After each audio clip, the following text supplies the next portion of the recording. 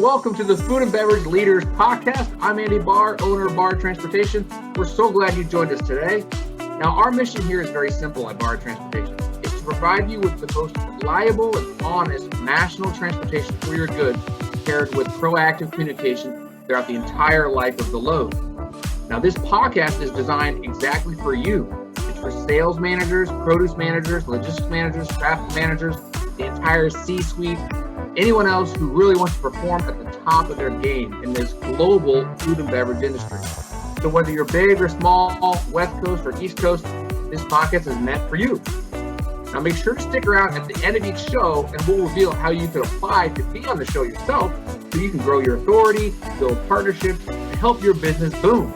Interviews are about 15 to 20 minutes long, and I'll leave you with my favorite quote: preparation plus opportunity equals success. That's it. I'll see you on the inside. Enjoy this episode.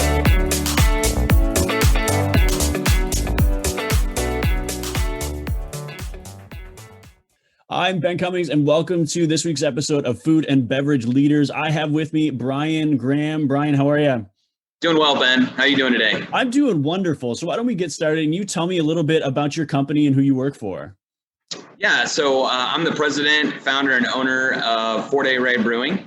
We've been in business since 2016. We are a production brewery with a restaurant. So we make beer and we have a scratch kitchen. So we feed people as well. So it's a good time. So tell us a little bit about the history of your company. How did you get started in it and how did the company itself get started? Yeah, so I started planning back in 2012. My wife, it was a Sunday. I think she was just tired of my frustrations with sales jobs I'd had. And so she said, hey, why don't you start a brewery? So, when your spouse tells you and gives you the green light to go ahead, I definitely jumped on the opportunity. So it took basically 4 years to plan. So, site selection, getting the investment team together. I had been a home brewer for 22 years at the time, had been a restaurant owner previously. So, I had some experience and, it wasn't necessarily my first rodeo, but I had certainly learned a lot from my past experiences, putting this one together. What would you recommend to anybody or any of our listeners that are in that space, that are either brewers or they own a restaurant? What's something that maybe mistakes you've made that you can help other people from not making? Yeah, definitely. So I mentioned that I had a restaurant before I opened the brewery. So in that endeavor, I just took on too much. You can't do it all by yourself. And I was undercapitalized in that venture as well. I ended up having to declare bankruptcy and, I lost my home. I just didn't do things the right way and I didn't have anybody to consult with. It was a franchise and the franchisor, didn't really have all of their their game plan worked out. And so they were using the franchisees as guinea pigs to try to see, well, what's going to work and what's not. And, and then, there were poor management practices on my part too, that, I also learned about, but, to fail is really a good way to learn what you should and shouldn't do, moving forward. So.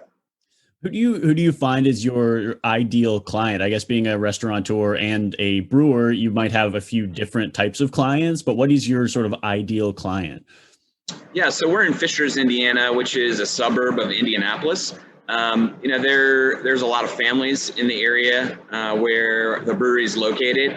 And so for us, being family friendly was really important because a lot of times breweries, you have to be 21 or older to go in. We knew that this was a family-focused community, so we wanted to make sure that families could come in and enjoy themselves, have a good beer, and have good food, and do it in a comfortable environment where community really is the cornerstone of what we do. And when you're able to bring everyone together, not just adults, but families and friends, that promotes that sense of community, and that's really what we strive to do here. Do you find that that's something that not only your business, but other businesses should look towards, opening up their market to say, okay, let's not exclude a large portion to either 21 plus or whatever? Should people be more focused on expanding their clientele? Yeah, I mean, it's been good for us. I think you have to know the audience, and what location you're in. Like if we were downtown Indianapolis, there may be less families. The 21 and older model might work. But for us here, knowing that there are so many families around, I mean, it does open up a wider audience because, if you do have, younger parents who have smaller children that just, they can sit in a stroller or whatever, and they can relax and have a beer. We have a dog-friendly patio as well, which attracts a lot of people. So, giving people more reason to come in as opposed to excluding people, like you said, it definitely works for us. Now, I have a number of friends who actually brew beer, and a lot of people who even have started their own breweries or tried at least. So do you have any like golden rules that you would say to, okay, here's something that you want to do to be able to move forward, to be able to grow, to become as successful as yourself? Yeah, so when you're doing product selection, it's not always about what you like. We brew several beers that, they're not for me. I wouldn't, go out and search these beers out and, consume them on a regular basis. But that's what the majority of our guests and consumers drink. And, we found a niche that, we've got one brand that keeps the lights on and allows us to do, some other creative things. Like you can see the barrels back behind me, so we can do some barrel aged stuff. But, for the most part, you just need to, I think, listen to your customers and guests and try to find out what they want, because, at the end of the day, it doesn't really matter what you want, and you can try to sell whatever it is that you like. But if people aren't buying it, you're not going to stay in business. So listening to your customers and really delivering on what they want, that's really the key. Has that ever been a problem where you sort of brew a batch of beer and then it just like, nope, nobody likes it? Well, it's really interesting you say that because, we brew things that we like and it will take us forever to get rid of them. And so we just brew less of those. And, obviously we like to have beer around that we want to drink, but, if people aren't drinking it, obviously we want the product to be fresh. Like we have an award-winning Belgian quad that we brew with dates. I mean, it's fantastic, but up here where we're located, no one really cares. So, it's a great beer, but it's like, all right, well, that's guess more for us. Yeah. More to bottle and just save on the side for me. Right. Where do you see your business moving in the next couple of years? Do you see expansion, or do you see sort of slowly growing at the pace you are? Yeah. So most of the growth that we've had up to this point has been organic. We chose to do it that way. We're not overextended with credit or anything like that. So we're in a really good spot, especially coming out of the pandemic, with all of the, just package part of the market exploding and people drinking off premise. It's put us in a good spot. We bought a canner last year. So, in the building that we're in right now, the restaurant is in the same building as the brewery. And from a space constraint, we don't have enough room for all the ancillary things that we need to grow. So, we don't have a place to put a truckload of printed cans, so that's a way to lower the cost. And we just don't have anywhere to put it. We're running out of space for the kegs. We could still, we could probably package out of here close to 5,000 barrels a year. But we just don't have the space for all of the other things that we need to be able to do that. So I would say in the next couple of years, we're going to need to look at like a true warehouse space where we can, have some of those things and be able to, have the room that we need to really grow and lower the cost that we need to further, gain margin in the business. That'll be awesome to be able to see that expansion. Is there any beers that you have in the hopper right now, or ones that you're getting started that we can look forward to in the near future? We just released one. So our number one seller is Blood Orange Blonde. So that mentioned that earlier. It's, not necessarily my favorite, but people love it. It's refreshing. We brew it year round. It's a really great beer, and it's not just for craft beer drinkers. We've seen that normal macro drinkers actually like this beer as well. So it gets us outside of the craft market, which is very competitive, and introduces us to a new audience. So we have a beer that's similar to that. It's strawberry lemonade blonde. And so it's slightly tart. So it's very refreshing.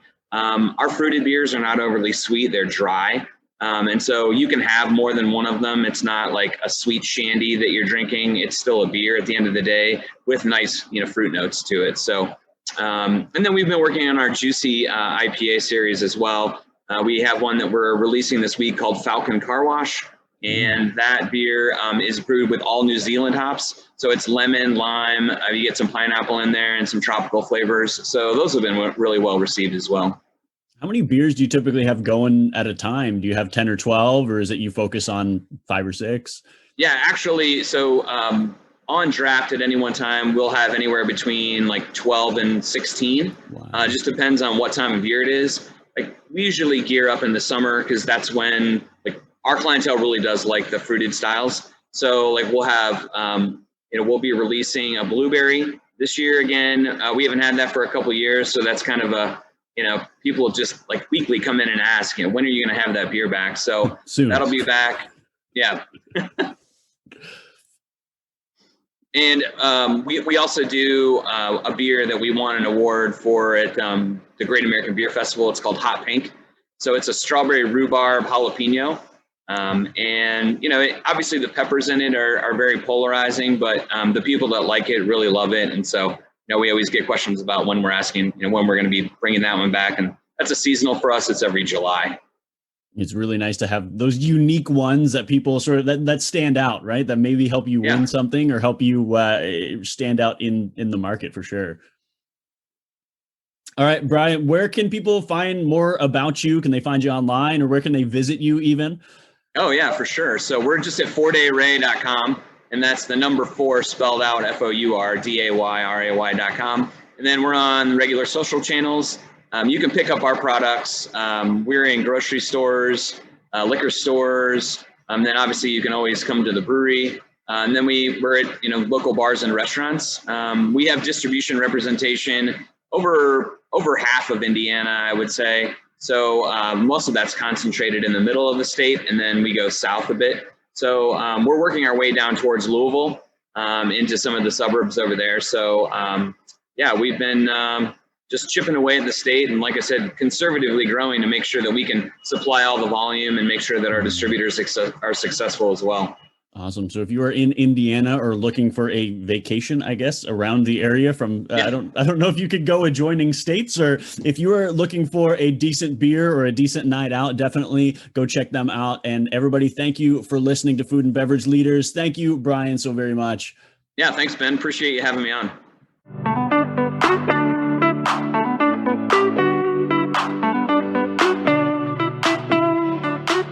All right. Thank you for listening to the Food and Beverage Leaders Podcast. I'm Andy Barr with Barr Transportation.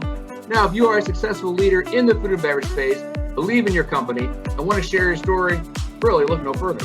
All you have to do is go to bartrans.com/podcast/apply to apply to be on the show. Lastly, if you enjoyed listening to our show, please consider sharing the link or a screenshot on your social media accounts. We want to help as many people as possible who truly believe education and discussion is where it all starts. Of course, if you know someone that would be a great guest, connect us, and we'll explore to see if it's a good fit.